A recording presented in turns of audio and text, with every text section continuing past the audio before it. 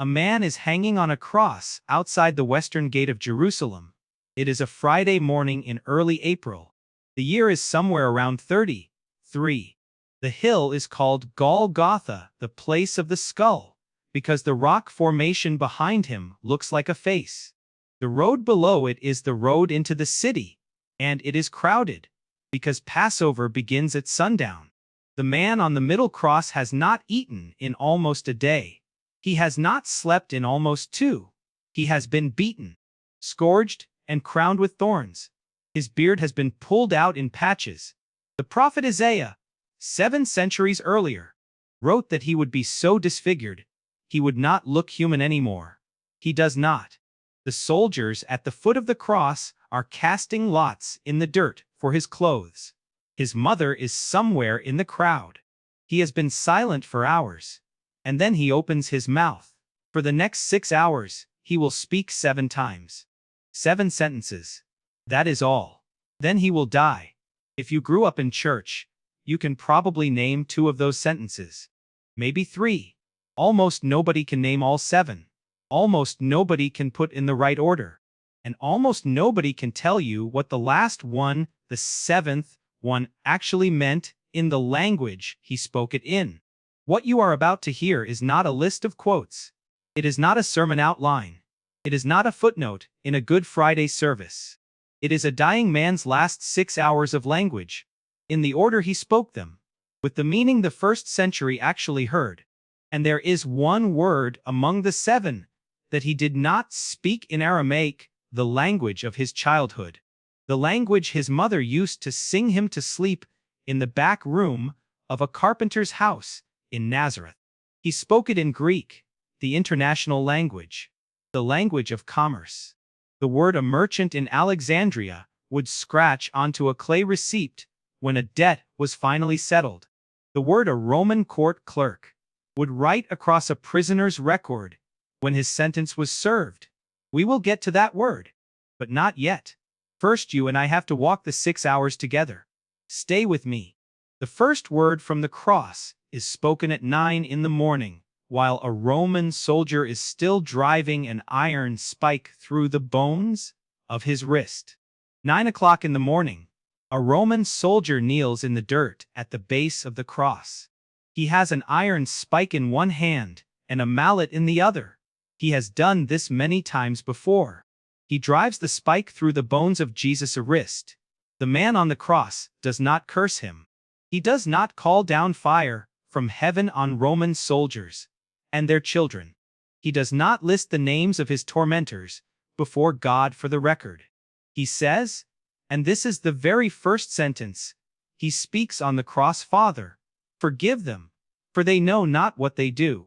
Read that line again. The first word from the dying Son of God is not for himself. It is for the men holding the hammer.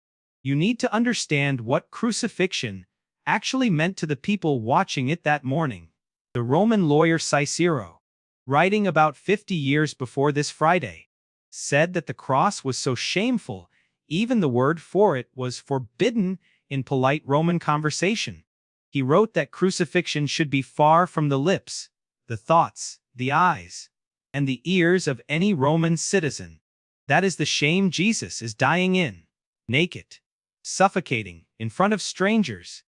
And his first response to it, his very first response, is to ask his Father to forgive the men driving the iron through his wrists. The soldier in the dirt does not know what to do with that. He has heard prisoners curse. He has heard them beg. He has heard them scream the names of their gods. He has never heard one of them pray for him. There are 2 other men dying that morning, one on each side of him. They are criminals. The Greek word in the Gospels suggests insurrectionists. Men who used violence against Rome and got caught. Both of them, at first, mock him. Both? Then something shifts in one of them. Christian tradition gives him a name, Dismas. He looks at the man dying beside him, and somehow, in the middle of his own execution, he sees something the rest of the crowd does not see. Lord, he says, remember me when you come into your kingdom. He is not asking for rescue. He is not asking to be taken down from the cross. He is asking for the smallest thing a dying man can ask of another dying man. Just remember me. Jesus turns his head. He answers in a single sentence. Truly I tell you, today you will be with me in paradise. Here is what most pastors leave out of the Easter sermon. The word Jesus uses for paradise is not a Hebrew word. It is not even native Greek. It is paradeisos, a loan word, borrowed from ancient Persian. And it does not mean a vague white cloud heaven. Paradeisos meant something very specific in the ancient Persian world. It meant a walled garden, the private orchard of a king, where only the king's invited guests were allowed to walk. A criminal hanging next to Jesus asks for the smallest possible favor, and the king of the universe invites him into his private garden. That same afternoon. Here's what most Christians miss about the next sentence. The third word from the cross is the most personal one of all. Jesus has finished speaking to the soldiers. He has finished speaking to the criminal beside him. Now his eyes find one face in the crowd. His mother, Mary, is about 50 years old. She is a widow. Joseph has been gone for years. She has had other children, the Gospels, named James and Joses and Simon and Judas. And there were daughters too, but Jesus is her firstborn. And she is watching him suffocate in front of her. She is somewhere close enough to the cross to hear what he says next. Beside her is the youngest disciple, John, the fisherman from Galilee, the only male follower not in hiding. Jesus looks at his mother. The Greek word he uses for her is junai. It means woman, but tender, formal. The way a son addresses his mother in public. It is the same word he used at the wedding in Cana 3 years before, when she came to him because the wine had run out. Woman, behold your son. And then he turns his head to John. Behold your mother. He is not telling her to look at himself. He is pointing across the crowd to John. He is rearranging his mother's family from a Roman cross. The early church historian Eusebius preserves the tradition that John kept that promise. He took Mary to Ephesus, in what is now Western Turkey, and cared for her until she died. A dying son arranging his mother's retirement from the cross. You are halfway through the 6 hours. 3 sentences spoken so far. All 3 of them for other people. None of them for himself.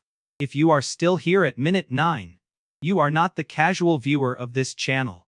You are the kind of person these videos are made for. Subscribe before the next part, because the next part is the part nobody preaches. Because at noon, on a clear Friday in April, the sky over Jerusalem went black. Noon, the sun is directly overhead. And then it isn't. All 3 synoptic Gospels, Matthew, Mark, and Luke, record the same strange detail.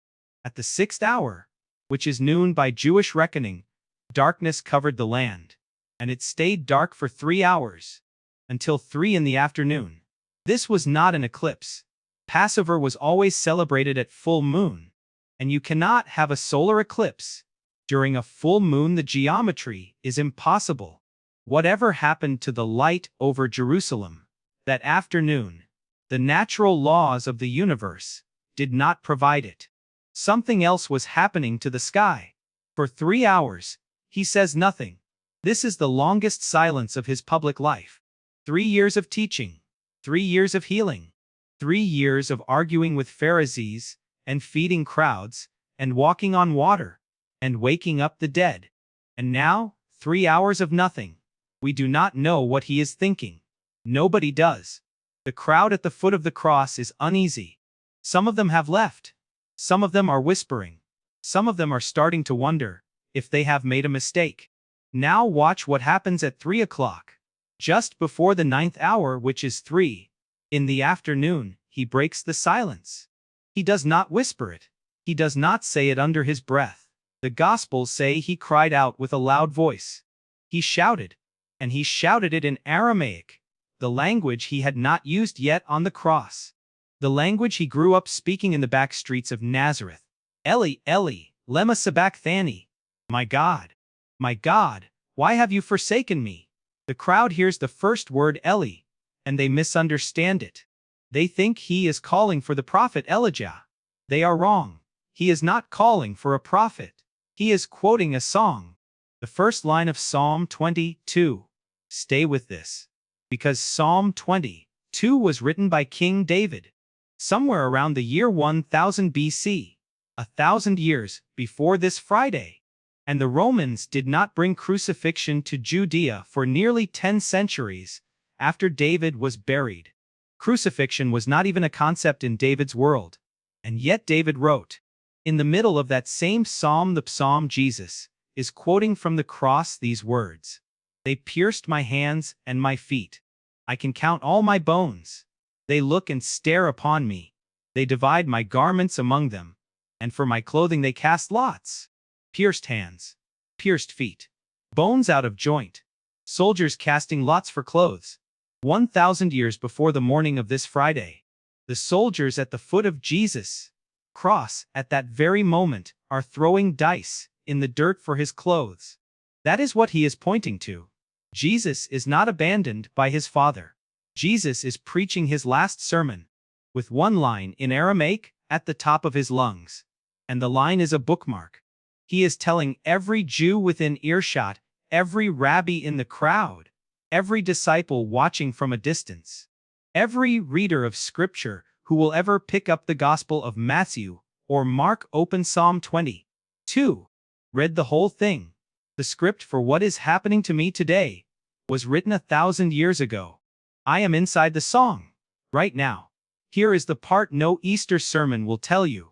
Psalm 22 does not end where Jesus quoted it. It begins with abandonment, but it ends, in the final verses, with these words, He has done it. They shall come and shall declare His righteousness unto a people that shall be born. He has done it. 1,000 years before the cross, David finished that psalm with 3 words in Hebrew that mean, He has accomplished it. He has completed it. He has finished it. That is the bookmark Jesus is asking the crowd to open. He is not crying out in despair. He is pointing to the ending. And the ending of Psalm 22 is the Greek word he has been holding back for 6 hours. But he is not ready to say it yet. He still has 3 sayings left. But his body is failing now. The 5th word from the cross is 1 word in the Greek original. Dips. 1 syllable. I thirst. The man who once stood at a well in Samaria and offered a stranger living water she would never have to draw again, is now asking a Roman soldier for a sip of cheap wine. John records something strange about this saying. He writes that Jesus said it knowing that all things were now accomplished, that the scripture might be fulfilled. Knowing. He is not asking because his throat is dry. He is asking because there is 1 more line left on the list. Psalm 69, another song of David, written 900 years before this Friday, had said this. For my thirst they gave me vinegar to drink. A Roman soldier soaks a sponge in sour wine and lifts it to his lips on the end of a hyssop branch. He drinks. The list is complete. And then he spoke the word he had been holding back for 6 hours. He did not say it in Aramaic, the language of his mother's lullabies. He did not say it in Hebrew, the language of the temple. He said it in Greek, the international language, the language of commerce, Tetelestai. In 1897, 2 young British archaeologists, named Bernard Grenfell and Arthur Hunt, were excavating a rubbish heap outside an abandoned town in Middle Egypt called Oxwahynchus. They pulled almost 500,000 scraps of papyrus out of the dry sand. Tax receipts, bills of sale, rent agreements, court records from the 1st and 2nd centuries, and again, written across the bottom of those receipts in the steady hand of a Greek clerk, was 1 word, Tetelestai. We are not guessing what that word meant in the 1st century marketplace. We have the receipts. It was the word a creditor wrote when a debt was settled in full. It was the word a tax collector wrote when the last coin had been paid. It was the word a court clerk wrote across a prisoner's record when his sentence was served and the cell door was opened from the outside. It meant paid in full. Tetelestai is not a sigh.